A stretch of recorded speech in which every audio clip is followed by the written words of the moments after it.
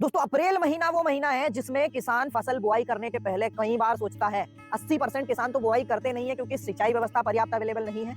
और जो किसान बुआई करने की सोचते हैं उनके सामने सबसे बड़ी समस्या ये आ जाती है कि आखिर कौन सी फसलें लगाएं जो एटलीस्ट सक्सेसफुल हो जाए, क्योंकि अप्रैल एंड से गर्म हवाएं चलना स्टार्ट होती हैं जिनसे फसलें ऐसे ही झुलस कर खत्म हो जाती हैं। तो आखिर कौन सी फसलें हैं जो अप्रैल महीने में हम लगा सकते हैं, आइए जानते हैं। वेलकम टू सीको ऑफिशियल शो कृषि मंथन। और इस एपिसोड में हम जानेंगे अप्रैल माह में लगाई जाने वाली फसलें जो लगाएं तो सक्सेसफुल भी हो जाए और अच्छा मुनाफा भी दिला दें। चलिए शुरू करते हैं। दोस्तों नंबर 1 पर आती है अमेरिकन मक्का या फिर स्वीट कॉर्न भी जिसे हम कहते हैं। और इस क्रॉप की खासियत यह है कि हाई टेम्परेचर्स की वजह से तो इसे कोई प्रॉब्लम है ही नहीं। साथ में 15 अप्रैल के बाद इसे अगर आप फील्ड पर लगा देते हैं तो बारिश स्टार्ट होते ही ये मार्केट में चली जाएगी और पिछले सालों के डेटा को देखते हुए 20 रुपए केजी का होलसेल मार्केट रेट ये आसानी से आपको दे देगी। मतलब 60 से 70 क्विंटल एकड़ का प्रोडक्शन भी अगर आता है तो भी 60 से 70 हजार रुपए एकड़ का नेट प्रॉफिट ये क्रॉप 75 दिन की अवधि में ही आपको दे देगी। दोस्तों नंबर 2 पर आता है टमाटर। अप्रैल में टमाटर लगाना सबसे ज्यादा रिस्की है, लेकिन अगर आप ओपन फील्ड में क्रॉप कवर्स का इस्तेमाल करके इसे सक्सेस कर लेते हैं तो 150 क्विंटल एकड़ का मिनिमम प्रोडक्शन भी आता है तो भी 4 से 5 महीने में ही 2 लाख रुपए एकड़ का नेट प्रॉफिट ये क्रॉप आपको देकर जाएगी। तो नंबर 3 पर आता है अदरक। इस क्रॉप को अप्रैल में लगाने के कई फायदे हैं। एक तो कम से कम पानी में इसे मैनेज किया जा सकता है क्योंकि कंद बनना 2 महीने तक स्टार्ट नहीं होगा। दूसरा, हाई टेम्परेचर से इसे कोई प्रॉब्लम नहीं। तीसरा, ठंड की शुरुआत में ही खेत खाली हो जाएगा, मतलब ठंड की क्रॉप समय पर लग जाएगी आपकी। सबसे अहम, ठंड की शुरुआत में ही ये मार्केट में जाएगी। 30 रुपए केजी का औसत रेट भी अगर देती है तो भी